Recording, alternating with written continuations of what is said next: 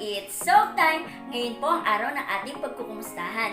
Kamusta na kayo, siblings? Hangad po namin na kayo ay nasa mabuting kalagayan. At bago po natin simulan ang ating talakayan, samahan po muna ninyo ako sa ating panalangin. Tayo po ay manalangin sa ating Panginoong Diyos. Panginoong Diyos, salamat po muli sa araw na ito. Kami po ay nagpupuri at nagpapasalamat sapagkat kami po ay patuloy mo po na iniingatan at pinapatnubayan sa araw-araw. Sa panibagong aral naming matututuhan, patungkol sa iyong mga salita, kami po ay iyong samahang matuto at ito'y maunawaan. Ito po ang aming panalangin na may pasasalamat sa tanging pangalan mo po, Jesus. Amen. At ngayon naman po, siblings, samahan po ninyo kaming umawit, magpuri sa ating Panginoon Diyos sa pamuno po ni Teacher Marcel. Hello seedlings! Bago tayo makinig ng ating lesson, inaanyayahan ko na tayong lahat ay tumayo at samahan niyo akong sumayaw at magpuri sa ating Diyos. Kaya tara na!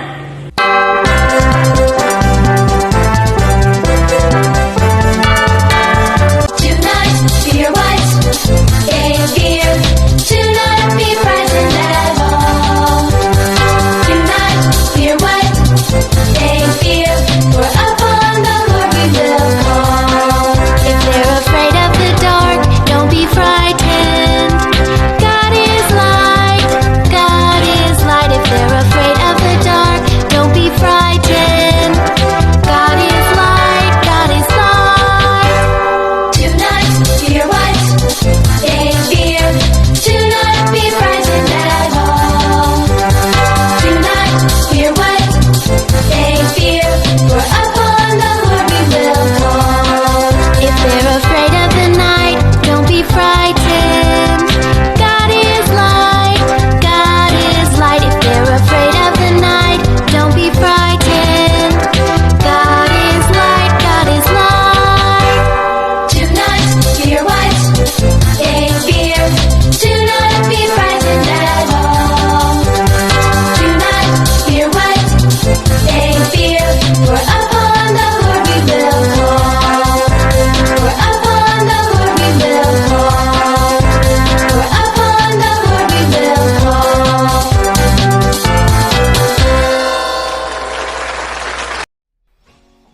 At ngayon po, siblings, pag-usapan na po natin, ano nga po ba ang kahalagahan ng pagiging totoo o pagsasabi ng katotohanan? Mula po sa ating topic na The Power of Truth, at mula po sa ating mga Biblia, muli po nating basahin at alalahanin ang salita ng ating Panginoong Diyos mula po sa Luke 16 verse 10. Sabi po dito, if you are faithful in the little things, you will be faithful in large ones. Paano nga ba natin lubos na maunawaan ang patungkol sa honesty o pagsasabi ng katotohanan? Ating alamin sa salita ng ating Panginoon Diyos ang mga ilang bagay patungkol sa pagiging honest. At ngayon, siblings, pag-usapan natin ang dalawang bagay patungkol sa pagiging honest. Una, be a good steward with your blessing. Maging isang mabuting katiwala sa iyong pagpapala. Kung anong blessings meron ka, siblings, sa ipagpasalamat mo. At huwag na natin ugaliin na maghanap pa or kung anong meron ka, maaari mo itong magamit ay pagtiyagaan na lang. Muna na, huwag na tayo magsinungaling na wala nang magagamit or masusuot pa. Or kailangan pa natin magpabili kina nanay at tatay at gagawa pa tayo ng iba't iba ng kwento at hindi pagsasabi ng totoo. Sabi nga po sa salita ng ating Panginoong Diyos, ay ang pagsasabi ng katotohanan ay pagpapahalaga din sa mga bagay na meron ka. Be a good steward.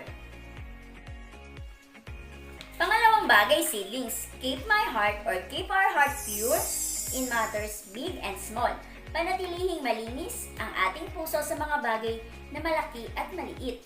Patuloy po tayo mag-ask sa Lord na maging malinis at maayos ang ating mga kaisipan. Nang sa ganon, tayo po ay mapagkatiwalaan sa maliit o malaking bagay.